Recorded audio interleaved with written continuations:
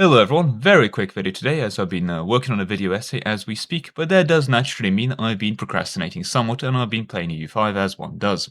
And this here is my Venice campaign. I'm going for economic hegemon for the achievement, which does mean I need to own a little bit of land to be able to actually, well, have the space to build up an economy. So I've been expanding somewhat and setting up for that. I don't think the land I've taken is entirely unreasonable, but then again I also have a couple subjects. That all being said, some chaps do disagree with what I have been taken and have declared something called the First War of the Anti-Venice Coalition. Frankly, entirely unacceptable. How dare they do this? And indeed, if we go ahead and zoom out a bit and take a look at the diplomatic map mode, it's not looking great. In fact, the reason it's looking this bad is, of course, I actually had a coalition forming before me, which I declared war upon and then pieced out for even more land. And so now everyone's extra mad at me because I had to no-CB the coalition. It was a whole mess, but that's the reason people like the Emperor aren't inside of the coalition, in this case Upper Bavaria, because they were defending the Empire when I declared war on it to go and reset the coalition, or at least I thought. That was nevertheless quite a painful war. I mean, the mercenaries I hired are still here and they haven't even finished recovering before the next war got declared, so, definitely not looking too great. And I was about to, well, sit down and go fight this brutal war and go suffer through that. I mean, that's a lot of chaps I'm fighting, 110 people to be more exact, but I was wondering, what do they actually want? Like, it might be just cheaper to give up some land and, get back to recovering my entire nation. Like, I've lost quite a few levies here. This is a pretty bad position for me to be in. Yeah, well, as it turns out, I think they just want me to say sorry. Seems a bit insane, but let me elaborate, because if I go to this peace deal right now, and I go to offer tribute, as you can see, they want something from me. They haven't actually occupied any land, because they've declared on me, this hour, right? So we can go ahead and toggle country treaties, and we can offer to humiliate Venice. This is going to cost us 20 prestige. Not much else. It's going to cost us 20...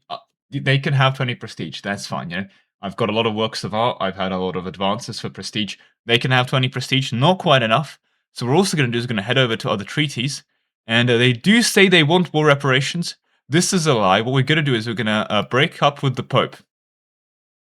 This works for them. They don't actually want any... I get to keep everything. Like, I haven't finished coring this. I haven't even started coring most of this stuff.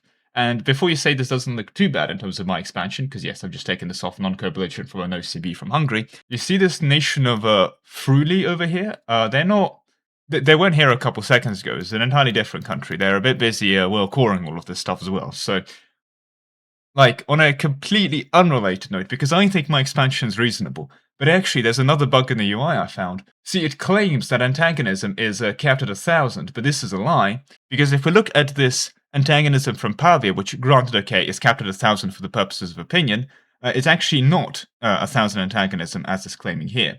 As we can see from the breakdown, antagonism can go beyond 1,000. In this case, our peace treaty demands, and also the truce be broken, all that stuff, actually has given us 1,123 antagonism, meaning it will take us until, around 100 years before the start of Victorious 3 for them to actually forgive us.